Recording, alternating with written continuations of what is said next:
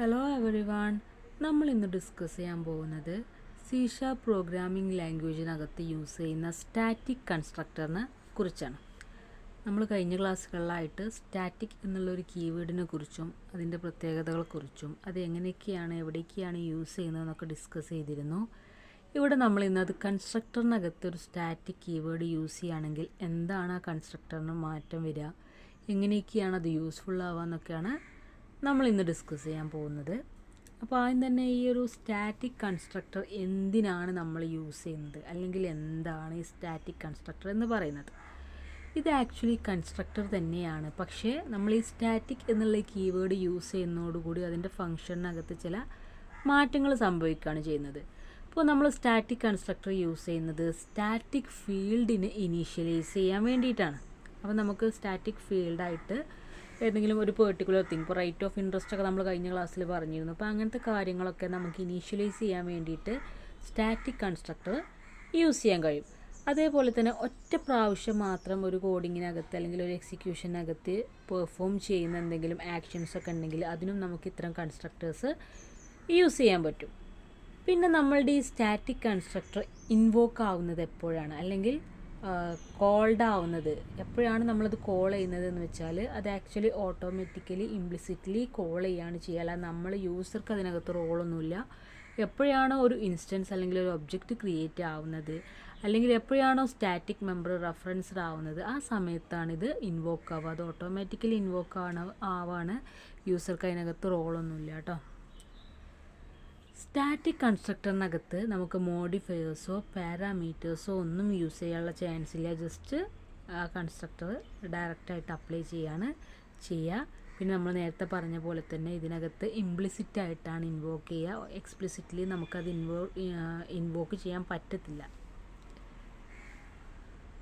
പിന്നെ നമ്മൾ നേരത്തെ പറഞ്ഞ പോലെ എന്താണ്, സ്റ്റാറ്റിക് കൺസ്ട്രക്ടർ ആക്സസ് മോഡിഫയേഴ്സോ പാരാമീറ്റേഴ്സോ യൂസ് ചെയ്യുന്നില്ല. പിന്നെ ക്ലാസ്, സ്ട്രക്ചർ, അതിനകത്തൊക്കെ ഒരു സ്റ്റാറ്റിക് കൺസ്ട്രക്ടർ നമുക്ക് യൂസ് ചെയ്യാവുന്നതാണ്. പിന്നെ സ്റ്റാറ്റിക് കൺസ്ട്രക്ടർ ഇൻഹെരിറ്റ് ചെയ്യാൻ പറ്റില്ല, ഓവർലോഡ് ചെയ്യാൻ പറ്റില്ല. നമ്മൾ മെത്തേഡ്സ് ഒക്കെ നമ്മൾ അങ്ങനെ ചെയ്യാറുണ്ട്, ഇൻഹെരിറ്റും ഓവർലോഡൊക്കെ ചെയ്യാറുണ്ട്. ഒരിക്കലും സ്റ്റാറ്റിക് കൺസ്ട്രക്ടറിൻ്റെ കേസിൽ അതൊന്നും പോസിബിൾ അല്ല. പിന്നെ സ്റ്റാറ്റിക് കൺസ്ട്രക്ടർ ഒരിക്കലും നമുക്ക് ഡയറക്റ്റ്ലി കോൾ ചെയ്യാൻ പറ്റില്ല. അത് CLR യൂസ് ചെയ്തുകൊണ്ട് ഓട്ടോമാറ്റിക്കലി ഇൻവോക്ക് ചെയ്യുക. മാത്രമല്ല യൂസർക്ക് ഇതിനകത്ത് കൺട്രോളൊന്നുമില്ല. സ്റ്റാറ്റിക് കൺസ്ട്രക്ടർ എപ്പോഴാണ് എക്സിക്യൂട്ട് ചെയ്യേണ്ടത് എന്നുള്ളത് ഒരിക്കലും യൂസർക്ക് തീരുമാനിക്കാൻ പറ്റില്ല, കൺട്രോൾ ചെയ്യാൻ പറ്റില്ല. അത് ആ പ്രോഗ്രാം എങ്ങനെയാണോ സെറ്റ് ചെയ്ത് വന്നിട്ടുള്ളത് അതിനനുസരിച്ച് ഇൻസ്റ്റൻസ് ക്രിയേറ്റ് ആകുമ്പോൾ ഓട്ടോമാറ്റിക്കലി കോൾ ചെയ്യുക. ഇനി നമുക്കൊരു എക്സാമ്പിൾ നോക്കാം. Using system, public class account, public int ID, public string name. നമ്മളപ്പോൾ ഒരു വേരിയബിൾ കൊടുത്തുള്ളത് ID ആണ്, പിന്നെ ഒരു വേരിയബിൾ കൊടുത്തിട്ടുള്ളത് നെയിമാണ്, പിന്നെ ഒരു സ്റ്റാറ്റിക് വേരിയബിൾ കൊടുത്തിട്ടുണ്ട് എന്താണ്, ഫ്ലോട്ട് റേറ്റ് ഓഫ് ഇൻട്രസ്റ്റ്. പിന്നെ അടുത്ത് നമ്മളുടെ കൺസ്ട്രക്ടറാണ് public account int ID string name. അതിനകത്ത് this ID equal to ID, this name equal to name എന്നൊക്കെ കൊടുത്തിട്ടുണ്ട്. പിന്നെ അടുത്തതാണ് സ്റ്റാറ്റിക് കൺസ്ട്രക്ടർ. അതാണ് നമ്മൾ ഇതുവരെ ഡിസ്കസ് ചെയ്ത ടൈപ്പ് കൺസ്ട്രക്ടർ, അതായത് സ്റ്റാറ്റിക് അക്കൗണ്ട്. കണ്ടോ, ഇവിടെ നമ്മളൊരു ആക്സസ് മോഡിഫയർ കൊടുത്തിട്ടില്ല, അതിനകത്ത് പാരാമീറ്റേഴ്സ് ആയിട്ടൊന്നും സെറ്റ് ചെയ്ത് കൊടുത്തിട്ടില്ല. ജസ്റ്റ് ഡയറക്റ്റ്ലി സ്റ്റാറ്റിക് അക്കൗണ്ട് എന്ന് മാത്രമേ കൊടുത്തിട്ടുള്ളൂ. അപ്പോൾ നമ്മൾ ഇതിനകത്ത് സ്റ്റാറ്റിക് കൺസ്ട്രക്ടർ യൂസ് ചെയ്തിട്ടുള്ളത് ഈ സ്റ്റാറ്റിക് അക്കൗണ്ട് എന്നുള്ളതാണ്. അതിനകത്ത് നമ്മൾ സ്റ്റാറ്റിക് ഫീൽഡ് ഇനീഷ്യലൈസ് ചെയ്തിട്ടുണ്ട്. എന്താണ്, rate of interest equal to 9.5F. അതൊരു ഫ്ലോട്ടിംഗ് വാല്യൂ ആണ്, അതങ്ങനെ ഇനീഷ്യലൈസ് ചെയ്ത് കൊടുത്തിട്ടുണ്ട്. അപ്പോൾ അതിനാണ് നമ്മൾ ഈ സ്റ്റാറ്റിക് കൺസ്ട്രക്ടർ മെയിനായിട്ട് യൂസ് ചെയ്യുന്നത്. ഓക്കെ. പിന്നെ അടുത്ത മെത്തേഡാണ് display. Public void display console write line ID name rate of interest എന്നൊക്കെ പറഞ്ഞ് കൊടുത്തു. ജസ്റ്റ് ഡിസ്പ്ലേ ചെയ്യാനാണ്. പിന്നെയാണ് നമ്മളുടെ മെയിൻ മെത്തേഡുള്ള ക്ലാസ്സിലേക്ക് വരുന്നത്. ക്ലാസ് ടെസ്റ്റ് എംപ്ലോയി, അതിനകത്ത് പബ്ലിക് സ്റ്റാറ്റിക് വോയിഡ് മെയിൻ കൊടുത്തു. പിന്നെ ആദ്യത്തെ ഒബ്ജക്റ്റ് നമ്മൾ ക്രിയേറ്റ് ചെയ്തു, account A1 equal to new account. അതിനകത്ത് വാല്യൂസും കൊടുത്തു, IDയും നെയിമും കൊടുത്തു. പിന്നെ account A2 equal to new account, ID നെയിമും കൊടുത്തു. പിന്നെ A1 ഡോട്ട് ഡിസ്പ്ലേ ആദ്യത്തെ ഒബ്ജക്റ്റ് ഡിസ്പ്ലേ ചെയ്യാൻ, പിന്നെ A2 ഡോട്ട് ഡിസ്പ്ലേ രണ്ടാമത്തെ ഒബ്ജക്റ്റ് ഡിസ്പ്ലേ ചെയ്യാൻ. അപ്പോൾ എങ്ങനെയാണ് അതിൻ്റെ ഔട്ട്പുട്ട് വന്നത്, 101, സോനു 9.5, 102 മഹേഷ് 9.5. അതായത് ഈ 9.5 എന്ന് പറയുന്നത് റേറ്റ് ഓഫ് ഇൻട്രസ്റ്റ് ആണ്. അതൊരു സ്റ്റാറ്റിക് വാല്യൂ ആണ്. അത് ഇനീഷ്യലൈസ് ചെയ്യാൻ വേണ്ടിയിട്ടാണ് ഇവിടെ നമ്മൾ ഈ പ്രോഗ്രാമിനകത്ത് സ്റ്റാറ്റിക് കൺസ്ട്രക്ടർ യൂസ് ചെയ്തിട്ടുള്ളത്. അപ്പോൾ ഒരിക്കൽ കൂടി നമുക്ക് ഈ പ്രോഗ്രാമിലേക്ക് നോക്കാം. പ്രോഗ്രാമിനകത്ത് ഫസ്റ്റ് ക്ലാസ് അക്കൗണ്ട് എന്ന് പറഞ്ഞ് നമ്മൾ ഉണ്ടാക്കി. അതിനകത്ത് ഡാറ്റ മെമ്പേഴ്സ് കൊടുത്തു, ഐ ഡി നെയിമൊക്കെ. പിന്നെ ഒരു സ്റ്റാറ്റിക് മെമ്പറും ഉണ്ട്, അതാണ് റേറ്റ് ഓഫ് ഇൻട്രസ്റ്റ്. അത് നമ്മളവിടെ ഡിക്ലെയർ ചെയ്യുക മാത്രമാണ് ചെയ്തത്, അവിടെ ഇനീഷ്യലൈസ് ചെയ്തിട്ടില്ല കേട്ടോ. പിന്നെ അക്കൗണ്ട് എന്ന് പറഞ്ഞിട്ട് അടുത്ത ഒരു കൺസ്ട്രക്ടർ നമ്മൾ ഉണ്ടാക്കി, പബ്ലിക് അക്കൗണ്ട്. അവിടെ ഐ ഡിയും നെയിമൊക്കെ നമ്മൾ അതിനകത്താണ് റെഫർ ചെയ്ത് കൊടുത്തത്.